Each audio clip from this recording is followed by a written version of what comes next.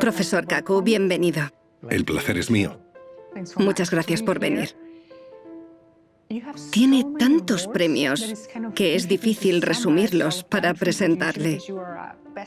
Es un autor de éxito, profesor, físico y diría que uno de los divulgadores científicos más reconocidos, no solo en Estados Unidos, sino en todo el mundo. Gracias. Me gustaría hablar de cómo empezó su pasión en todos estos campos, empezando por la ciencia.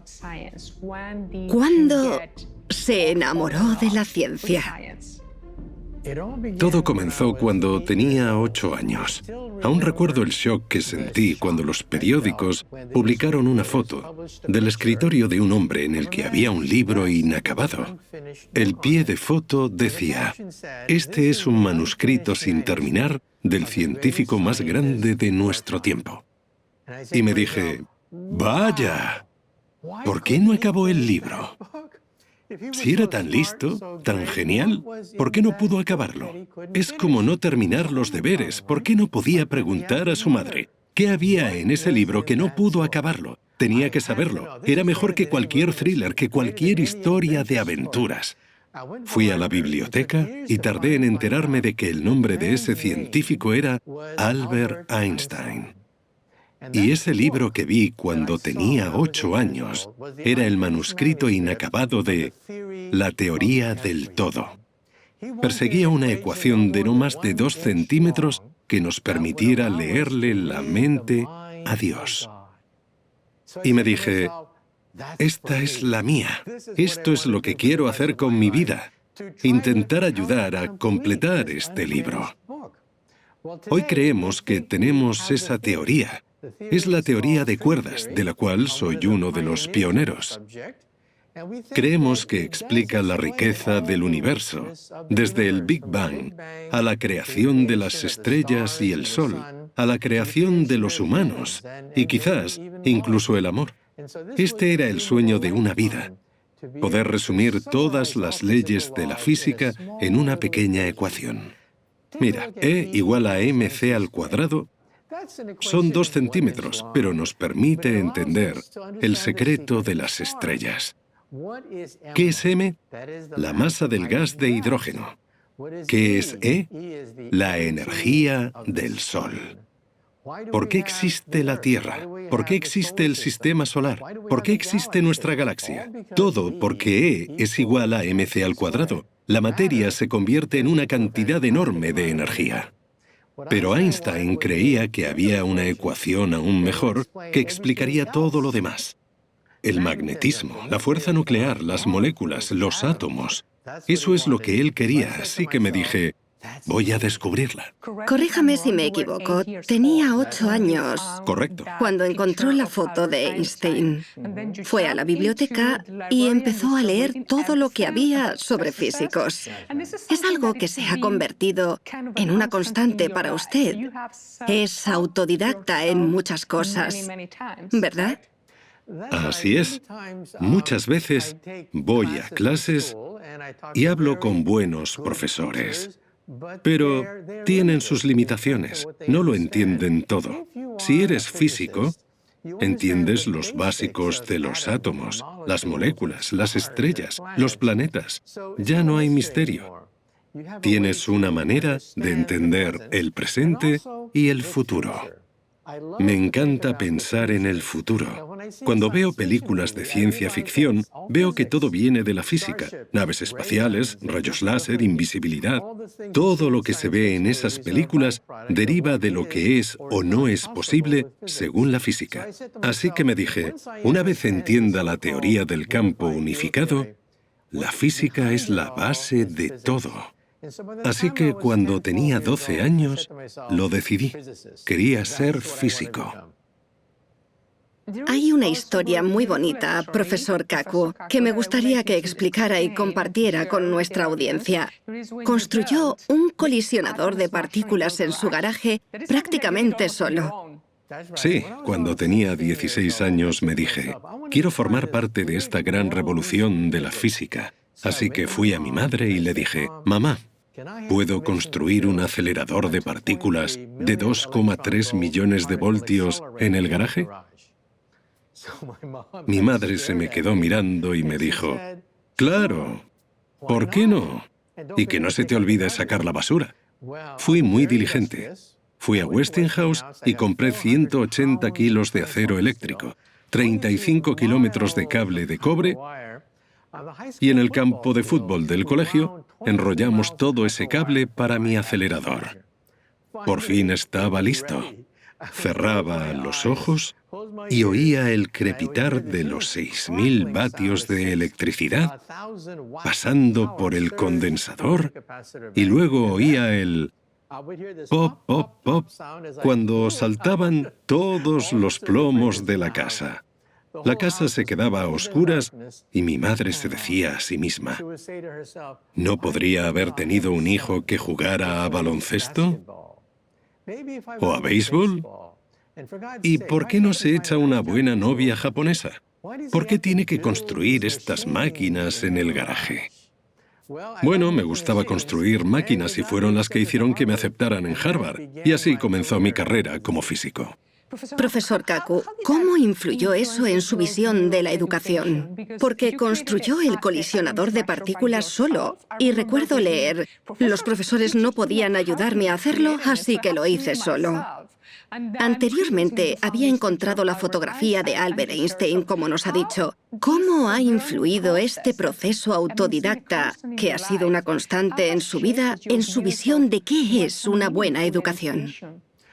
Tengo la buena suerte de trabajar en la televisión y la radio. He entrevistado a cientos de científicos para mi programa de radio y siempre les pregunto algo muy sencillo.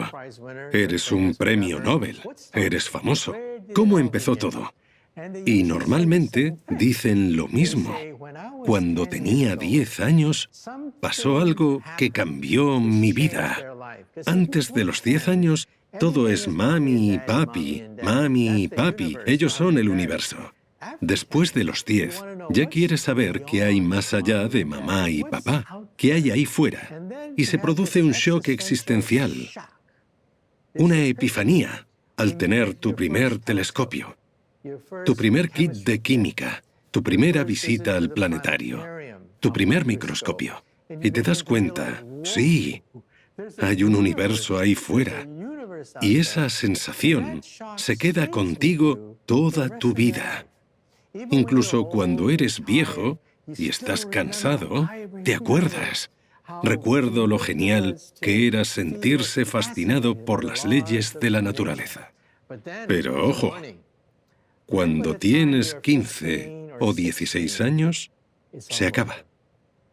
Desaparece. Entras al instituto y te quitan a la fuerza esa pasión. La ciencia se convierte en memorizar, en una rutina, en aprender de memoria cosas que no tienen ninguna importancia. Recuerdo tener que memorizar los minerales y las partes de una flor, pero esas cosas dan igual. Lo que importa son los principios, los conceptos. No memorizar los nombres de las flores. En el futuro, los científicos pondremos Internet en unas lentillas. Un parpadeo y estaremos online. Otro parpadeo y veré tu biografía flotando a tu lado. Si quiero ver una clase, la pediré y podré verla en esa lentilla. Los universitarios, por supuesto, serán los primeros en comprárselas para hacer exámenes. La memorización quedará obsoleta. Los elementos de la naturaleza, la tabla periódica, parpadeas y los tienes. En cambio, desearemos enseñar principios, evolución, conceptos, las leyes de Newton, cosas fundamentales, y no memorizar las partes de una flor. Por eso creo que nuestro sistema educativo está anticuado.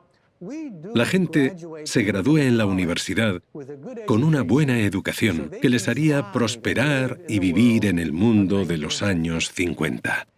Pero el problema de graduar a toda esta gente para que vivan en los años 50 es que ya no estamos en los años 50.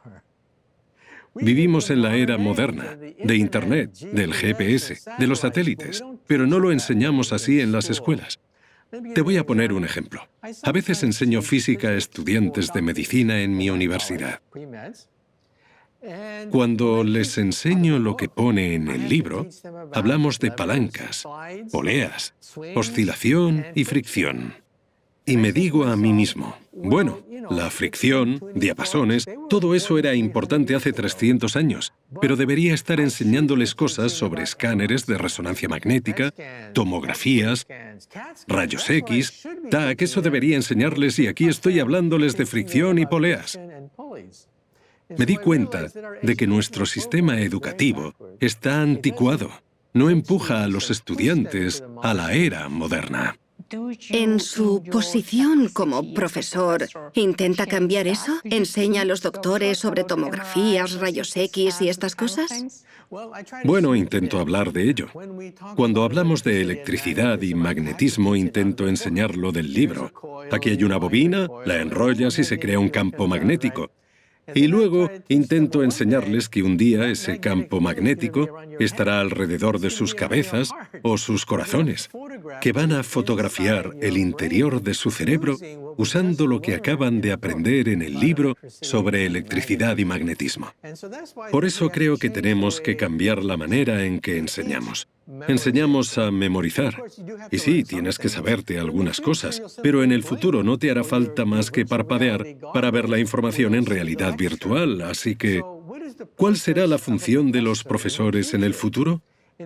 Tendrás profesores robot en las lentillas y con un parpadeo verás la clase de ayer allí mismo. ¿Para qué quieres un profesor humano? Porque necesitas un mentor.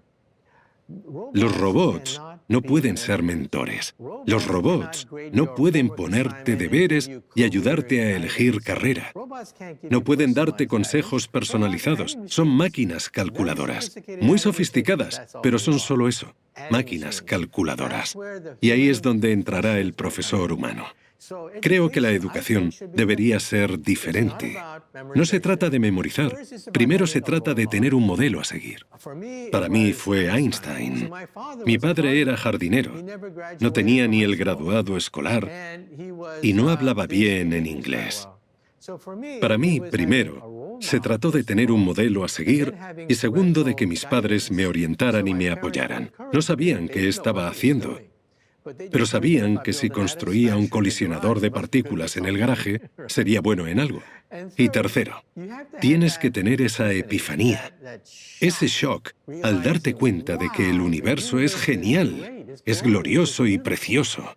Así que creo que esos son los 3 ingredientes que hacen falta para crear un joven científico. Si la memorización no es lo que tenemos que enseñar a los niños, ¿qué tenemos que enseñarles si queremos educar a personas que vayan a tener un impacto en el mundo? Lo primero que tenemos que enseñar son las cosas básicas: aritmética, contabilidad, manejo de dinero, para que puedan sobrevivir. Deberíamos dejar a un lado todo lo que es memorizar por memorizar, como aprenderse todos los animales, todas las plantas, los nombres de todo, porque en el futuro podrán verlos con un simple parpadeo. Tenemos que asegurarnos de que lo que enseñamos a los estudiantes les resulta útil. A veces la gente viene y me dice: profesor, esto es útil. Puedo usar esta información. ¿Cómo funciona una televisión o una máquina de rayos X? Todo lo que tenemos alrededor es un misterio. Una persona normal pasa toda su vida sin cuestionarse, sin ser consciente de lo que le rodea. Estamos rodeados de tecnología. La tecnología está por todas partes. ¿Pero cómo funciona? No lo sé, le das al botón. Pero llegará el día en que ese conocimiento afecte a tu carrera, a tu salud y a tu vida, porque de ahí procede el bienestar.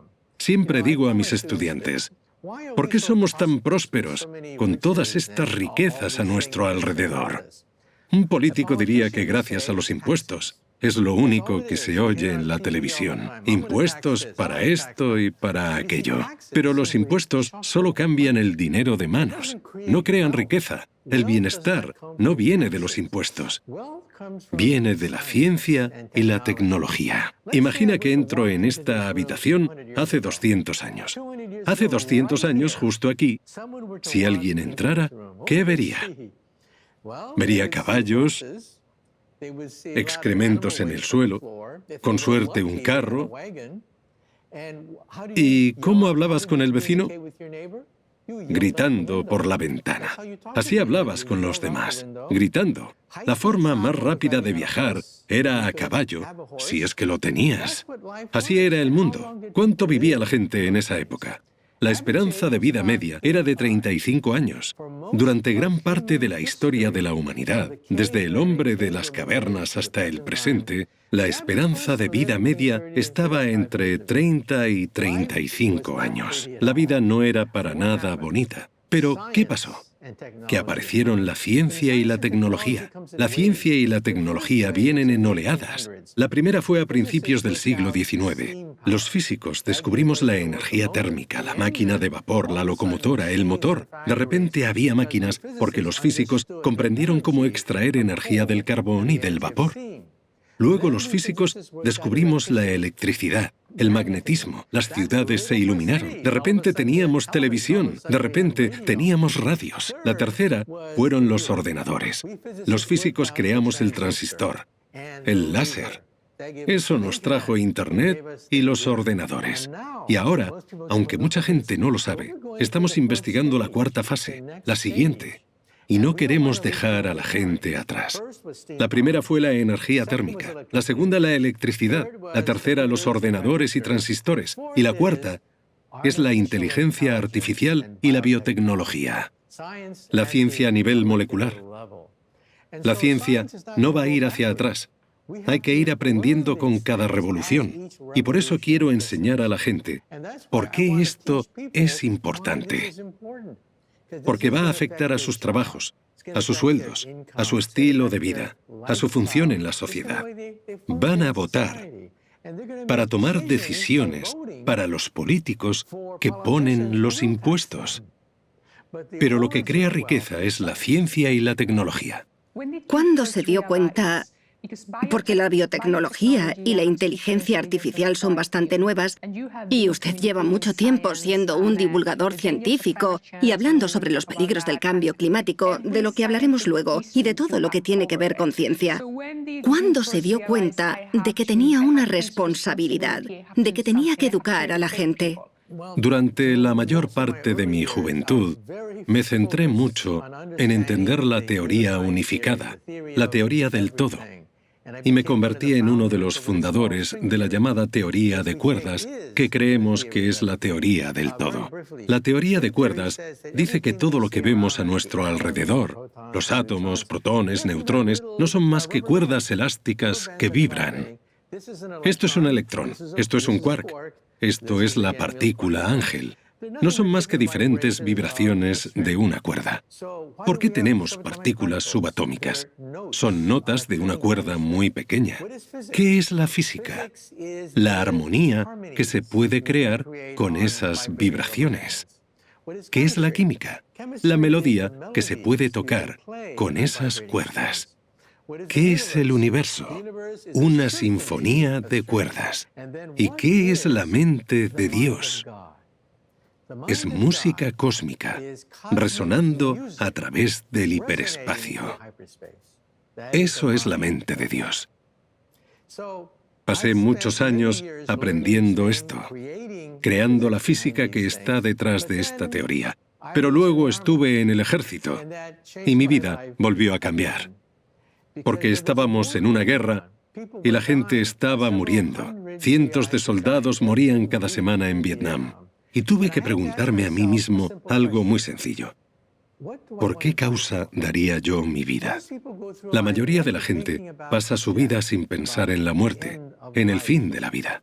Pero ahí estaba yo, hablando con soldados que acababan de volver de Vietnam, que decían que la muerte es algo con lo que vives cada día, con la muerte y el fin de la vida. Así que me dije, ¿cuál es el significado de todo esto? Y me dije, tengo todo este conocimiento y no vale para nada. Puedo coger una hoja y calcular las propiedades de los átomos, de las moléculas del aire, del sol. Puedo calcular la naturaleza de las estrellas. Y todo para nada, porque vamos a morir en Vietnam. Por suerte, la guerra estaba acabando y no llegué a estar en servicio activo. Estuve 2 años en el ejército. Aprendí todo sobre metralletas, artillería e incluso disparé con un tanque. Pero de repente era libre. Me llegó una carta diciendo que la guerra estaba acabando. Y me dije, debería hacer algo. Si tengo todo este conocimiento, ¿por qué tiene que morir conmigo? ¿Por qué no contar a la gente que el conocimiento es poder? Que el conocimiento es democracia, que empodera. Muchos científicos creen que la ciencia es moralmente neutral, como un martillo. Yo no lo creo, difiero. Sí, un martillo se puede usar para hacer el bien y para hacer el mal, pero no es lo mismo. En Internet se difunde información, y la información distribuye el poder, porque la gente se empodera gracias a esta información. Se dan cuenta, no tengo por qué vivir así, no tengo por qué vivir en una dictadura. Mira cuánta gente es libre, puedo ser como ellos. Internet crea democracia. La gente obtiene poder y como consecuencia tendremos guerras, sí, pero serán menos porque la gente tendrá el futuro en sus propias manos. Las democracias no van a la guerra contra otras democracias. Profesor Kaku, uno de los temas que lleva tiempo tratando es el cambio climático y los peligros que conlleva. Pero creo que es usted optimista. Leí que dijo que si, por ejemplo, construyéramos fábricas que nos permitieran almacenar la energía creada con fuentes renovables, aún tendríamos una oportunidad. ¿Estamos en un punto en que no podamos evitar la catástrofe o sigue habiendo esperanza para la Tierra? Bueno, soy optimista. Si hablamos de historia, la unidad más pequeña de la historia es la década. Cualquier cosa menor que una década puede sufrir fluctuaciones aleatorias, pero al mirar la historia de la humanidad década a década, se puede ver el enorme progreso que hemos hecho. Pensemos en nuestros abuelos. Vivían en un mundo sin televisión. La electrónica estaba comenzando a despegar, con los telégrafos, por ejemplo. Y aquí estamos, en la era de la electricidad y la energía nuclear. Vemos mucho progreso de década a década. Pero hay buenas y malas noticias. La mala noticia es que nos enfrentamos a los peligros de la proliferación nuclear, de la biotecnología fuera de control y del cambio climático.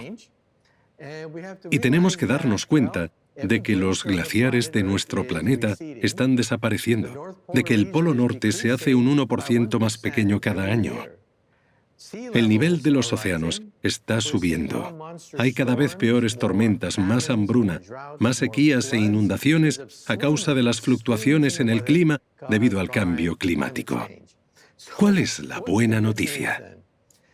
La buena noticia es que cada año decimos que la energía solar y la eólica están a un paso de ser tan efectivas como el carbón. ¿Pero qué pasa? Todo el mundo espera que las tengamos ya, pero hay un problema. El problema no es la célula solar, no es el molino de viento. Siempre olvidamos que el problema es el almacenamiento, es la batería. Siempre se nos olvida. Creemos que todo obedece a la ley de Moore, que dice que el poder computacional se dobla cada 18 meses. Esperamos que todo se doble cada 18 meses. Pero no. Las baterías llevan estancadas unos 100 años. Hace 100 años, Thomas Edison y Henry Ford hicieron una apuesta. Eran amigos. Y se preguntaron qué daría energía al siglo XX. Henry Ford dijo que la gasolina y Edison dijo que las baterías. Todo el mundo se rió de Henry Ford. ¡Ja! ¿Gasolina? ¿Vas a morir en un accidente de coche cuando explote? ¿Vas a tener surtidores en cada manzana? Venga ya, es una estupidez. ¿Pero quién ganó? Henry Ford, porque la gasolina es muy práctica y nos encanta. Pero las baterías están por fin recibiendo la atención de los inventores. La eficiencia de las baterías se está incrementando en un 70% cada año, porque los inventores están trabajando para crear una superbatería. Piénsalo, cuando no brilla el sol y no hay viento, ¿qué pasa con las fábricas solares o eólicas? Nada, pierdes dinero, están ahí sin hacer nada. Hay que almacenar la energía cuando el sol no brilla y no hay viento. Por eso los inventores están creando una superbatería. Elon Musk, por ejemplo, que es famoso por hablar de ir a Marte y al espacio exterior, ya está comenzando a comercializar la primera superbatería que puede vender a empresas de servicios públicos para que tengan la mayor cantidad de energía posible en cualquier estación. Incluso cuando la demanda de energía es más alta. Por ejemplo, en invierno, todo el mundo quiere calefacción. Estamos en una situación en que tenemos la tecnología necesaria para que la energía solar y la eólica se conviertan en una realidad. Estamos realmente a un paso de hacer que sean rentables y salgan al mercado. Si miramos al futuro, dentro de 10, 20, 30 años, ¿cómo cree que afectará el cambio climático a nuestras vidas? Creo que los climatólogos están asombrados por lo rápido que están cambiando las cosas. No se puede atribuir cada huracán o inundación al calentamiento global. No se puede, porque es un fenómeno mundial. Se refleja en un promedio. Hay que ver la media mundial cada año para ver el calentamiento global. Todos los indicadores apuntan hacia arriba. Es decir, los glaciares se derriten más rápido. Hay más incendios forestales, más inundaciones. Los incendios e inundaciones son más graves. El nivel de los océanos ha subido.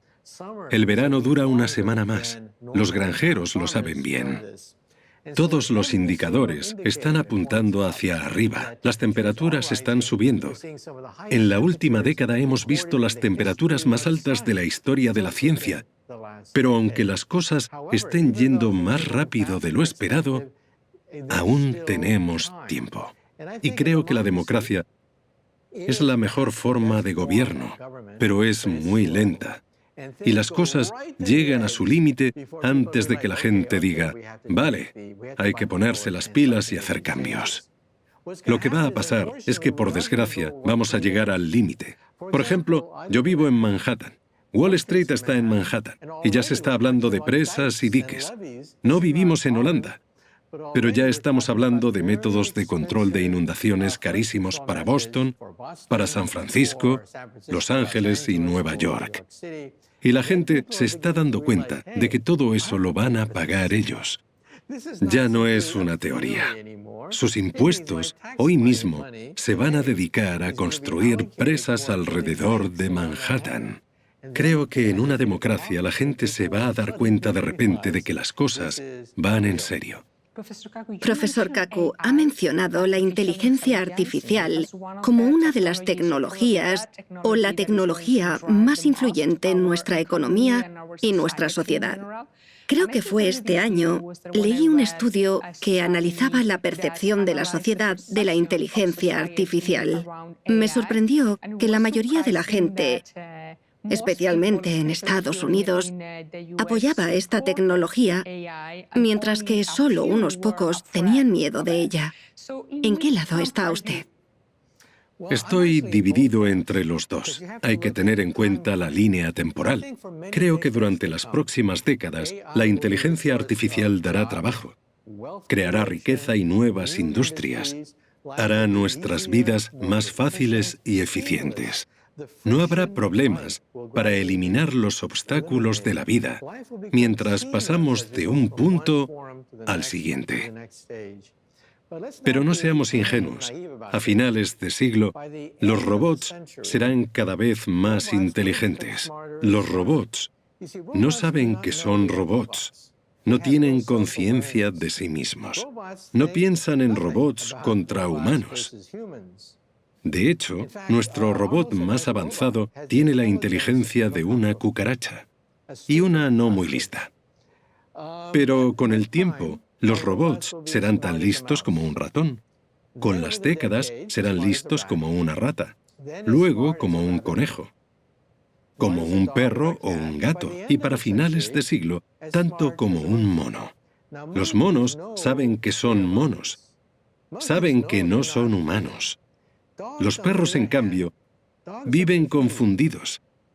Creen que nosotros somos perros, que somos el perro alfa y ellos nuestros súbditos, por lo que, siguiendo su instinto, nos obedecen porque somos los jefes de la manada.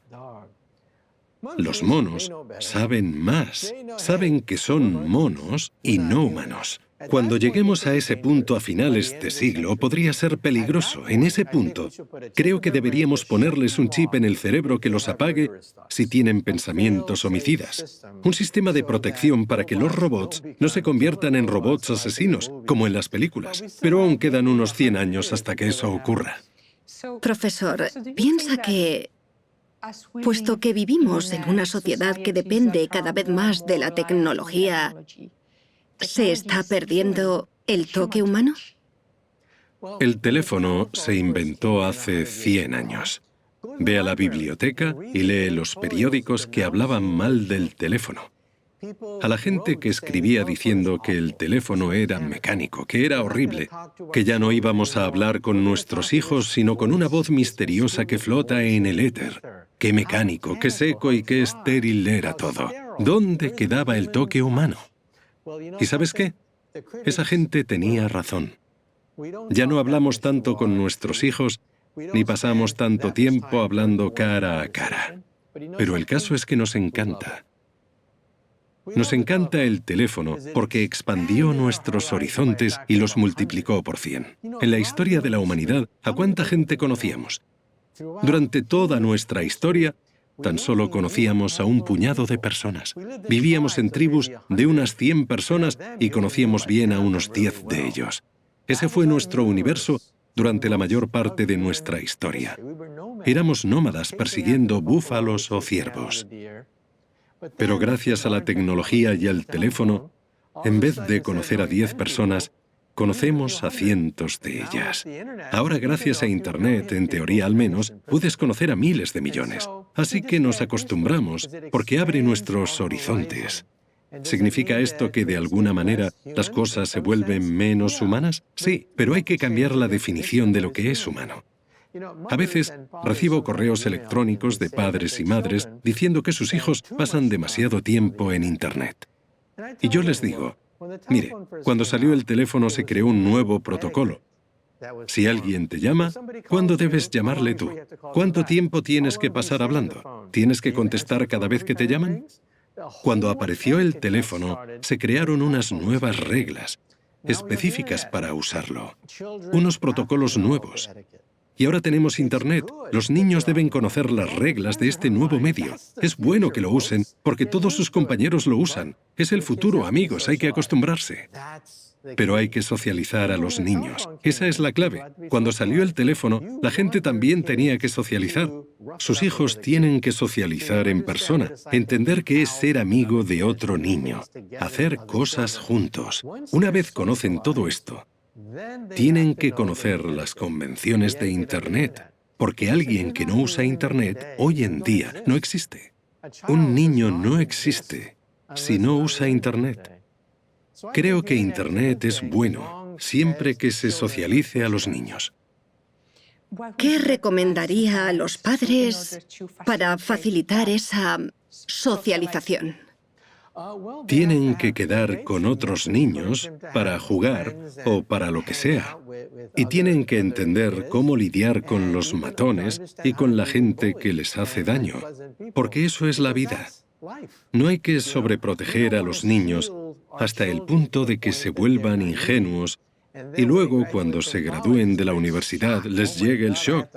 ¿Me tengo que ganar la vida? ¿Tengo que hacer caso a mi jefe y escuchar a mis compañeros de trabajo? Cuando los estudiantes se gradúan, alucinan, porque la universidad no es la vida, es un refugio. Creo que cuanto más socialicemos a nuestros niños desde pequeños, mejores futuros tendrán, porque sabrán cómo comportarse en la mesa.